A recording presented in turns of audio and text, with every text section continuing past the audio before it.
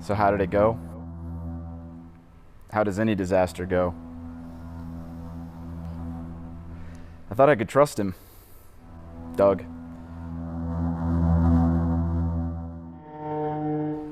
I watch all of his videos. I go to his website all the time. I thought, why not? Why not trust my car with him? Was that a mistake? You tell me. These past few days I've been wandering around aimlessly since the event. Not sure what to do with myself. Can't call the car mine anymore, but I can't say I'm happy with where it's going either. And I'm certainly not happy with what it sold for. But can I blame Doug entirely? I guess you'll have to hear my story and find out for yourself.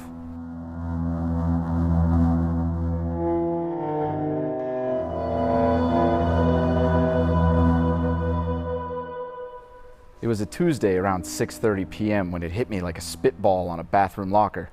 I gotta sell this Hellcat, and Doug Demuro is the only one that can do it. But to understand how we got here, we gotta understand where we came from. So let me take you back to the summer of 2017. What am I doing? I don't even smoke. Anyway, it was the summer of 2017, and that's when I bought this Hellcat. The Dodge Challenger Hellcat had captured my attention from day one. When they announced them back in 2014, I was just enthralled by them. Sure, there had been cars like it, the Ford GT500, but that just never really did it for me. For some reason, Dodge's offering absolutely captured my attention. It was so cool, so loud, so out there that I just felt like I have to have one day. I kept reading about them, every article on Jalopnik, every article in Car and Driver, and I even got to see a pre-production model testing in the mountains while I was in a bachelor party there. And that was back when it still said supercharged on the side, before they even had the Hellcat logo. It's almost as if it was meant to be. Fast forward a few years, I had rented a couple of Scat Pack manuals just to see how they were like and take them autocrossing, which I know you're not supposed to do with the rental, but I did it anyway. Renting them for the weekend, I got to feel, wow, if the 485 horsepower version of these cars is that great, imagine what the 700 horsepower version is like. Well, time went on and I kept looking around. I was looking at Scat Packs, and of course I was dabbling with Hellcats when this one came up for sale. The dealership down the road from me had it, and they had it in their inventory, and I kind of just kept an eye on it because it's perfect spec. Red, manual, I mean, speaking my language here. And, you know, it was a little out of my price range, so I just kind of kept an eye on it, but time went on. They weren't selling it. The price kept going down. And in the summer of 2017, I was able to make a deal with them. I got a ridiculous deal on it. I actually traded in a Lexus IS 250, which makes this even cooler because I was coming from such an uncool, not fast car to this ridiculous monstrosity. And this is the kind of car that people might not remember now because we're so used to Hellcats being around. But back when I first got this, it was a newfangled car. You didn't see them that often. There were only like 2 other ones in town. And people get excited about the car, and that's what I love about it. Not to mention the bonding opportunities that I had with my dad because of this car. We got to go to car shows again, something we hadn't really done in a long time because I either was away at college or, you know, his health wasn't so great, one thing or another, but we got back into going to car shows and doing car activities together, and that was because of this car. So I have a massive emotional attachment to the car beyond just it being awesome. Like, who wouldn't love to have a red manual Hellcat? So it's beyond that. It's emotional. It means the world to me in a way that is difficult to convey in words. Times are changing. I've got a child now, and I've got a YouTube career to think about. I'd made videos with the car thinking this is the coolest car I've got, and believe it or not, they didn't get as much attention as videos with my Prius. You know, well, like it or not, that's just the way it was. But as time was moving on and the more I was taking YouTube seriously, the more I kind of was thinking, you know, if I sell this car, I can buy a bunch of new camera equipment, I can pay for the parts on the CarTrek Maserati and the Free MW back here, and I can, you know, buy another couple of cheap project cars if I wanted. This car is really the ticket to my next level on YouTube. So when it became time to sell it, the choice was obvious. Cars and Bids, Doug Demuro's website. Now, I am a huge fan of Doug Demuro. I watch all of his videos. I mean, the fact that he was launching a website that was much better and more targeted than the other website, it was an obvious choice. This is an enthusiast car with a rare transmission. It's in amazing shape, and it was the clear choice to sell my Hellcat there.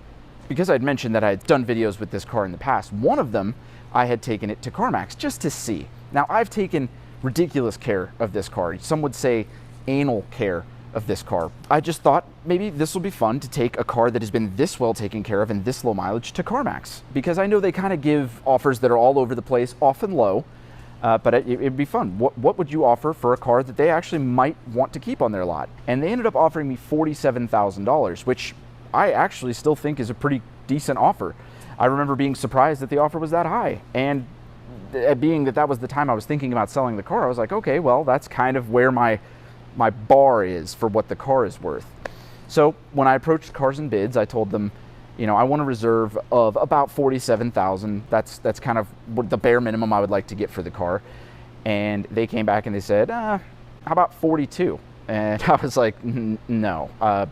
I've seen these online. There's not another one that's as nice as this, low mileage as this, with these options for under 50. And CarMax offered me 47, so I'd really like to get 47. And Cars and Bids came back and said, well, that's great. With CarMax, 47 is the most you'll get for the car. But with us, if you sell it at 45, that's the least you'll get. And often, you'll get bid up much higher. I mean, that made sense to me. I am actually a fan of Cars and Bids. I'm on it almost every day. I love watching the auctions, and part of the excitement of those auctions is the last few minutes, because unlike a lot of other auction sites, the last few minutes on this, if somebody gets a bid, it adds time to the clock. So it discourages sniping and any, you know, real sneaky under the radar bids.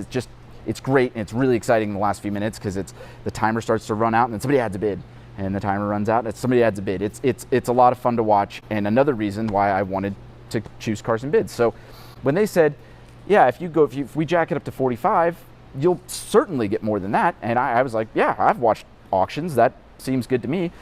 It's lower than I want, but you know, I think they're right. I think there'll be some traction here. This will be great. So I ended up agreeing to a reserve of $45,000. Now, that was problem number one. I had a professional photographer take pictures of the car, of which I'm eternally grateful, because I'll get to have those forever. And the car presented well. I made a video for my channel, and I had Tyler Hoover be in the video. Tyler even left a little gift while driving it. I thought that would be funny and fun. It turns out I don't think a lot of people watch the video on the website, but regardless, I did it. I did everything correct. I think I had a very presentable listing. Doug gave his take, which was very cool to have Doug personally weigh in on the car. And next thing you know, auction was live. First day, lots of excitement. Tons of comments, people being like, wow, I didn't know these were in manual. How cool is that? This car must be nuts. I mean, comments that were just fantastic. A few throwaway bids and then a few serious bids. And by the next day, I'd gotten a bid of, you know, let's call it $40,000. And that's when it stopped being the new car on the block. It stopped being at the top of the listing on the site, and I knew it was going to sit there for pretty much the rest of the week. But the good news was it sat at $40,000, which is fine. No, it's not my reserve, but it's a serious number. It's the kind of number that commenters won't go, oh my gosh, this Hellcat could sell for $23,000. Uh-oh, this might be the cheapest one ever. It set a precedent that this was a good example and a good car, and that, you know, serious bidders apply only kind of a thing. I think that's what the $40,000 mark did for me. Time marched on, and it got to be Monday, auction day, and bids still weren't happening. I kind of figured it's the last one of the day, and you know, the auction doesn't pick up until the last few minutes anyway, so I was fine with it. 41,000, 41.5. It was just kind of some here and there bids. I wasn't that worried about it. 15 minutes until the auction ends comes up, and nothing's happening still. So I start to get a little worried. 10 minutes, nothing happening. 5 minutes. Now we're starting to get a couple of bids, but this is when I saw a problem. It was only really 2 guys bidding, and they were doing the most non-committal bids I've ever seen on the site this late in the game. It was like 42, 42,250, 42.5. I mean, they weren't even trying. They were hardly even bidding against each other. And I knew I was in some deep water, because that 5-minute clock kept counting down. It got to 2 minutes, somebody bid 43, and then 44. And then the timers kept counting down again. It got to 30 seconds, and I realized, oh boy, it's gonna sell for the bare minimum. A lot of you are paying attention here. You might say, well, 44,000 is not the bare minimum. You set a reserve of 45. Well, the folks at Cars and Bids have thought of this. See, to make it right, they'll cover the difference if it's close enough. say my reserve was 45, the highest bid was 44, they won't even contact the bidder and try to get you guys in touch and come to an agreement. They'll just say, boom, sold for 44, and they'll pay me the difference. They still will actually make money that way, and they get to say they have a higher sale rate. So whatever, it's fine. But I am devastated knowing that I could have taken it to CarMax and gotten 47, and I took the risk. I did all the extra work for the cars and bids, and I got 45, a number which I was less than comfortable with in the first place. So I'm pretty bummed, to say the least. And I'm kind of thinking, wow, this didn't go the way I thought it would. I thought it would get some more excitement, but maybe it was too much. Maybe it wasn't the right time of the year. Who knows? Any number of factors. But I started to console myself thinking, well, I've taken great care of this car. I've taken my duty to just baby this car and always keep it pristine showroom condition. Any of my friends can confirm that for you, that I'm just nuts about this car. And I'm thinking, well, you know what? Maybe it's going to somebody who wouldn't have been able to afford it at $47,000 or $50,000, but they could afford it at $44,000. So I'm like, look, you know what? This is great. The car is going to go to a good home. Somebody's going to care. And that's when I got the contact information for the buyer. And I saw the email address, and it was so-and-so at so-and-so-subaru.com. And that just was a second punch in the beanbags. It was blow and then blow. First, it went for the reserve, which was already lower than I was comfortable with. And then I sold it to a dealer. And you might think, well, so what? Well, here's the problem. That dealer got a really screaming deal on this car. And now, not only is it not going to a loving new owner straight away, it's just going to get put on a Subaru lot and then probably listed next week for $54,000 or whatever they normally sell for. But in between that time, it's going to get driven by every lot boy who has ever worked at that dealership. I'm talking, I bet they'll call somebody who used to work at that dealership in 2010 and say, you got to come down here and see what we got. And so like 16 people are going to take this thing around the block and just wring it out, and just until they're done with it, and just really wear it out. So now I'm thinking, all right, this car is going to get shipped open transport, because why not? It's just dealer inventory. And once it gets there, it's going to get driven by every lot boy and every manager who has ever worked at that dealership in the last 20 years. And then after they're done wearing it out, they'll put it on the lot and sell it for what it should have sold for initially. It shouldn't matter who I sell it for, because I agreed to all this. But it is a little hurtful. If you've never been attached to a machine or an inanimate object, I don't think it would make much sense. But something that I'm emotionally attached to, it just hurts more knowing that I'm not passing it on to its next loving owner. I'm passing it on to be the dealership spectacle for the next week. I've taken a lot of good care of it, and I might as well have not done any of that, because it's going to be dealership protocol. They're going to power wash the engine first thing they get it. They're going to do all this stuff as if I had done nothing. On top of that, I spent all this extra time and effort on Cars and Bids, a site that I know and love, when I could have just taken this to the first dealership I see and gotten more for it. So the question, is this Doug Demuro's fault? Obviously not. Still a massive fan of Doug. I love the site. I love the content he provides. I love the environment that Cars and Bids provides. It was ultimately my fault for agreeing to a lower reserve than I was comfortable with. And now I have to live with it. Now I get to watch this car get shipped off to a Subaru dealership in California and listed soon for what it should have sold for in the first place. What's next, you may ask? Well, I'm staying true to what I said. I'm going to use the money from this sale to pump into the YouTube channel, which means I'm going to get a new computer, which is going to be very exciting. I don't actually have a computer at home right now. I've been coming to the office to edit all of my videos at night, and my wife will be very, very thankful for me to get a new computer. I'm going to be able to get some new camera equipment. I'm going to be able to put the endless thousands of dollars into the CarTrek Maserati that it needs. The free MW back here needs a ton of money too, so those two cars are going to get a lot of money thrown at them.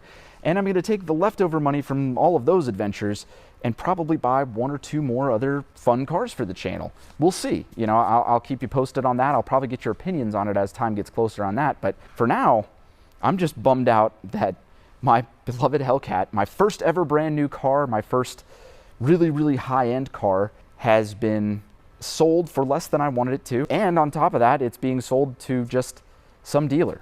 You know, I could have done that. I could have cut the middleman out of this. Not only the middleman, I could have saved myself the time and effort. I had to pay a photographer, and I could have just taken this down the street to the Volvo dealership and handed him the keys. And you know, I would have been better off, turns out. I still love Cars and Bids. I still love Doug Demuro. I don't regret using the site, but I do regret agreeing to a lower reserve than I was comfortable with. So ultimately, it's my fault. Just know that if you're gonna get into an auction type scenario, this is the risk you take. I'm sure somebody, after 16 more people drive the car, somebody will enjoy the car and love it and give it a good home. It's just that part in between that is like, Anyway, that's life in the big city for you. So thank you guys for watching. It's a little bit of a bummer this episode. It's goodbye to the Hellcat, but it's hello to new opportunities and different things for the channel. So that's exciting, and I'm trying to look on the positive side there. If you're in the San Jose, California area, be on the lookout for this car being listed for the appropriate amount at a local Subaru dealership near you. Anyway, thank you guys for watching. My name is Elliott. Be sure to like, comment, share, subscribe. All the other normal stuff. Follow me on Instagram, Facebook, all that jazz. And I will see you guys on the next video.